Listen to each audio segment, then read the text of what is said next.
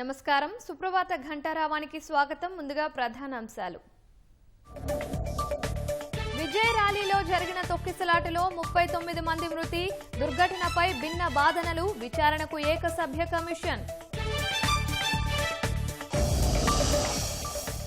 ప్రభుత్వంపై స్వపక్ష ఎమ్మెల్యేల నిరసన గళంపై చర్చ వ్యక్తిగత ఎజెండాలకు అసెంబ్లీని వేదిక చేసుకోవద్దన్న సీఎం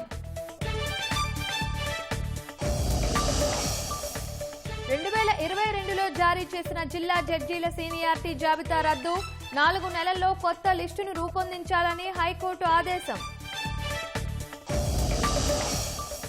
కోట్ల విద్యుత్ ఛార్జీలను తగ్గించిన కూటమి సర్కార్ నవంబర్ బిల్లు నుంచి వినియోగదారులకు సర్దుబాటు